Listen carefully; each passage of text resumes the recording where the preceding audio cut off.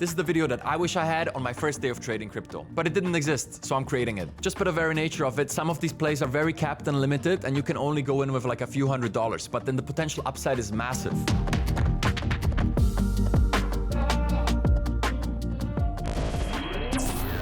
Welcome everybody to another video. I'm particularly excited about this one because we're going to be talking about something that I've been meaning to talk about since months. This is the #1 question I receive from newcomers to the space. Igor, what can I do if my budget is limited? Go get a fucking job! Before we hop into this, I want to point out one more thing here. You have to be aware of the size of your bag. What I mean by that is the plays you're going to do in this space are going to vary depending on your bankroll. So if you're playing around with, let's say, $1,000, that's what we're talking about here, you're going to look at this landscape completely differently than somebody who has 500K. And then somebody who's managing 50 million here is going to look at this completely differently than you with your $1,000. That's just the way this works. If you're under $1,000, your main goal is going to be to get to 10K so you can start using some of these bigger protocols that take a lot of transactions fees but offer some of the most interesting plays. We're gonna kick this off with my favorite play here, coinlist.co. They're a website that lists different ICOs. It costs nothing to participate in these sales, but you're gonna have a very slim chance of getting in. I'm talking somewhere from 2 to 5%, 10% maybe at your best. Why this one is so interesting is because they vet the projects. If you're new to the space, you're not just gonna wanna dive into random IDOs, those are decentralized ICOs, because to be honest, those can be a slaughterhouse. The amount of rug pulls and scams I encountered in the decentralized space is unbelievable. Good news is that doesn't happen on this website because they screen them before. And because they pre-screen these projects for you and they're really good at it, all the ICOs that come on here are usually massively profitable. That's just how it is.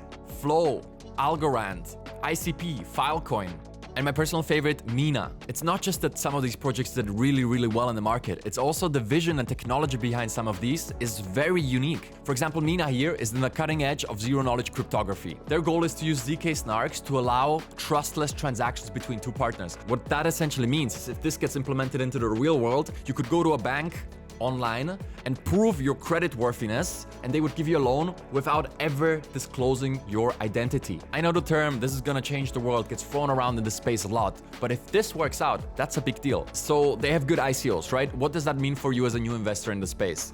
That means you can sign up to their website and you can participate in these upcoming sales that happen 1 to twice a month. You do have to KYC and you do have to sign up in advance. The biggest downside of this play is you don't get to use it if you're from the US or other countries that are banned because of their KYC requirements. But if that does not apply to you, then definitely sign up to this and participate in some of these sales. So I gotta say, although they had a lot of hiccups with their website and their exchange, I gotta give a shout out here to CoinList. Their project selection has been top notch. So look, they actually launched Guild of Guardians and Immutable X recently. So just a quick example, you might have heard about Immutable X, the layer 2 solution for Ethereum NFTs. If you look at the sale that happened here, if you would have got into either one of those, this one is without lockup, it's 15 cents. The coin came out at $5. Now that's an instant 33x. So if you would have participated, which again costs nothing, and you would have got into queue and took the risk of $500, you would have looked at 16K instantly when it released. Now what I usually do is I participate in both of these. One of them usually has a long lockup. I'm just happy to get in under price like this. Now to round this out, let's have a quick look at what one of these sales looks like.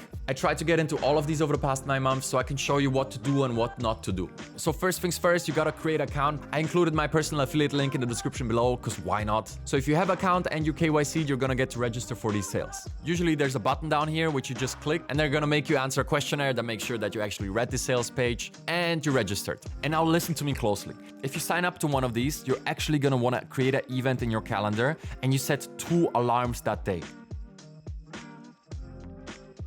One in the morning, which tells you, okay, this is the day the sale is happening, and one like 30 to 45 minutes before the event, and then maybe even a third one like 5 minutes before the event. Because on the day of the sale, you're gonna receive an email from them that is gonna send you the link where you get into the queue for the sale. It's so simple and low effort. You can actually do it on your phone too. All you need to do is open up the email, click this link, and leave it open. You can even leave it open in the background on Safari and go about your day. Now, I actually screen recorded my participation in the Guild of Guardians sale here recently. As you can see, my spot in line is somewhere around 200,000.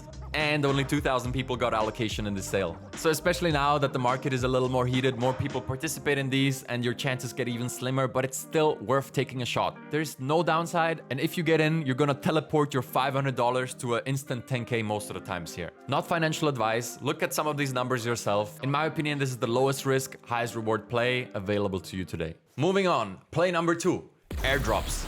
If you didn't know, airdrops are a mechanism in crypto, essentially free money for participating in something early. They literally airdrop free tokens into your wallet that you can sell right away or decide to hold. Now, if you're a sane, rational person, you might be asking yourself, why would anybody ever give me free money? This is not how the world works. There has to be some kind of hook. There has to be some kind of downside. Well, this is where crypto is built a little different. It helps to understand the upsides that actually these airdrop givers get here.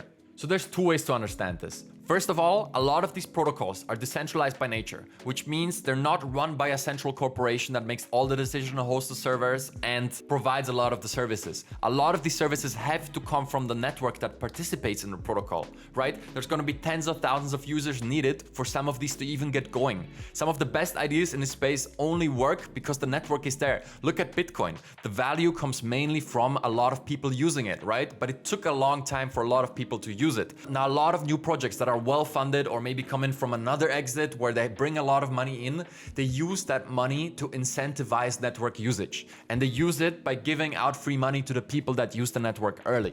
I would differentiate between 2 kinds of airdrops. The first one is one where they incentivize you. That's just what I described for using the protocol early. And the second one is where they want to decentralize the governance of a protocol. That's just such an interesting and beautiful idea to me because what they do is they start up a protocol, let's say Uniswap or ENS recently. So Uniswap is the main decentralized exchange in this space, right? It lets you swap one coin for another without having any intermediary. It's just code in the middle and random people that are providing liquidity for your trades to happen. And ENS is the Ethereum name service, and that means you get to buy an NFT of your unique username and you can link that to your wallet. And then instead of using this complicated 0x97 blah blah blah blah blah. as your wallet address, you get to use igorpogani.eth. This is really convenient for many reasons. An amazing thing about it is they're building it out continuously. So now they implemented stuff where they let you link your wallet to your ENS name to an NFT. That means the NFT that you choose, let's say your profile picture, is actually your wallet. And then that NFT can link out to further ones, but let's not get too deep into this. Now look, I know this is a lot of information at once, especially if you're new to the space, but I just wanted to take a second here to say that I'm truly thankful that you're right here with me. If you have any questions, feel free to leave a comment. I'm gonna be in the comment section answering every single one of them. And if you have suggestions for further videos that you would like me to make, leave those below too. I'm just at the beginning of my journey here, so every single like and subscribe that you leave is gonna go a very long way. Thank you for being here, and let's get back to the video. Airdrops. So as I said, the second thing that is happening here is they want to distribute governance. Let's say in the case of this Ethereum name service, what they did is a centralized team built the service, put the protocol online, and people started using it, right? They started buying up their ENS names and they had it live for multiple years now. Now, what happens at a certain point is it gets so big that someone has to start making the decisions there, right? If you look at a traditional company and it grows from 3 employees to 300 employees, you're gonna have to put a board of directors and a CEO in to run that thing.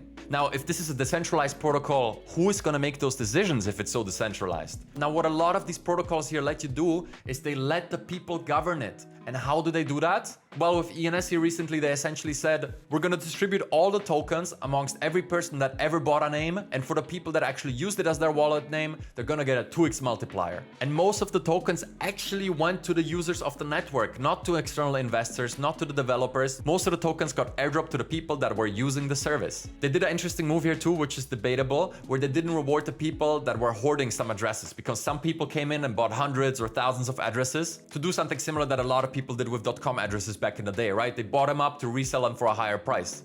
They decided not to reward these people with the airdrop, which is an interesting decision. Anyway, so all these users got an airdrop of these tokens that let you vote on the decisions in the protocol, where tokens are voting rights. And the cool thing is you actually don't have to vote yourself. You can delegate your votes to people that are gonna actively engage in this. But except the voting, what you also get to do, because this is a free market, you get to sell your tokens. The market is gonna ascribe a value to them, right? How much is one voting right valued? Well, in the case of ENS, it's valued around $50 right now. If you look at the fact that you had an ENS name registered for 8 years, you're gonna get 190 tokens here. If you hooked it up to your wallet, which I unfortunately didn't, you're gonna get a 2x multiplier on that. Meaning that at the current token price, you're just gonna wake up and you're gonna realize, oh, they're decentralizing the governance of ENS. You're gonna get to claim your airdrop, and all of a sudden you're gonna have $20,000 of free money in your wallet.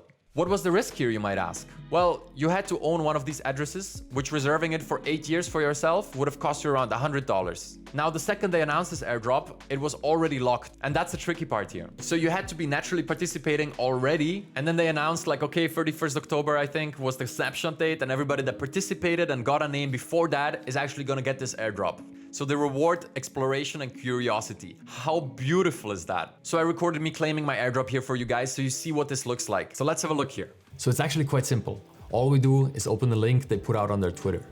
So here we go, help decide the future of ENS.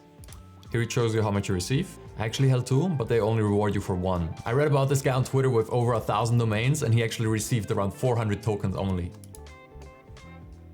I'll leave all of these up for a second if you care to read them, but otherwise we'll just proceed to collecting our funds.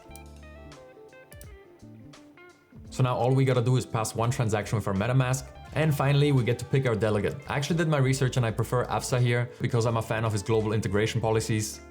And all we do here is click claim. So that's actually quite a hefty gas fee right now because we had a severe dip, and confirm my transaction. Now all we have to do is lean back and wait for the airdrop to happen.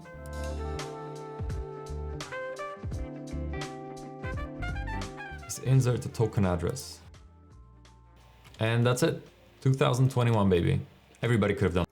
So yeah, this is the world we live in. This is happening on the internet. Some of these protocols that are looking to change the world are rewarding the users for simply participating early. Now, obviously the ENS airdrop is past here. What can you do to get another airdrop? There's no straightforward answer. But generally speaking, these airdrops are happening all the time across the industry. Now, yes, you can look at some of these websites here that show the latest airdrops. Right here, you have the ENS airdrop and others. You can look at them, you can research them, you can look at what they're required from the people. Usually it's going to be demanding from you that you use one of their native services, and then they reward you with tokens out of nowhere. As I said, some of these also announce that there's going to be airdrops so you can participate early. So if you do your research on these sites, this is one, this is another one, this is another one, you can get in on some of these and participate. So yeah, airdrops reward the curious. If you have an exploratory mindset that is geared towards learning the space and exploring and trying all of it, this is exactly what's going to happen to you if you do it for long enough. So obviously I'm not Nostradamus here, but if I were to look at some protocols that haven't airdropped something right now, it would be, first of all, MetaMask. They might do a token at some point. And if you use their native swap, not just using the wallet, you need to use the swap that is built into MetaMask, which is not bad at all. Just do 1 or 2 trades and make sure to make them big enough too. If you use just $10, usually in these airdrops, they kind of layer out all the miner usage. I would guesstimate, like if you do a trade above $100, you might qualify. Dude, this is complete speculation, not financial advice. Do your own research. Another one which I'm giving somewhere between like a 1 to 5% chance of happening, not more, is OpenSea. But the chances of this happening are actually very slim because A16Z and other big investors are the main funding behind the site, and I don't really see them giving up their power anytime soon here. But there's no way to predict that precisely, who knows. Next up, we're gonna talk about the last opportunity here in today's video, and these are NFT whitelists. Now beware. NFTs are the wild, wild west of the crypto space. This is where you're looking at your wildest gains and also your biggest losses. For NFT to go to 0, it's gone. It's all gone. But there's no other space in crypto where you simply get in, wake up, and you're looking at a quick 5x. Now, yes, recently we did have an NFT bear market, but today it's actually looking kind of juicy again. And once these big coins plateau out and move sideways for a while, NFTs are gonna start booming again. If you're new here, the way this works, if Ethereum is going up and gas fees are high, NFTs are drowning. If Ethereum goes sideways for, let's say, a week and gas fees get under 100, that's where NFTs start popping off. But what you can be doing here with a low budget is looking at new projects and looking to get on their whitelists. What you're gonna achieve by getting on one of these whitelists is you're gonna get to participate in a pre-sale where it's not open to the public yet. That means you're gonna get to save gas because usually you get like a 24-hour window to mint if you're on the whitelist. And if the project mints out, you're pretty much guaranteed to make a profit on it. Now, it's important to be very selective here. I would not recommend the same thing that a lot of these TikTok and YouTube gurus do, that you just hop in a space and you mint your first thing and you go ahead and you dive in head first. What I actually recommend to anybody asking me about this space is, okay, get your MetaMask. Yes, get it funded, get some Ether in there. But look at some of these mints that are happening that we're gonna look at in a second here. Pretend as if you put in like, let's say $500 for 2 of them.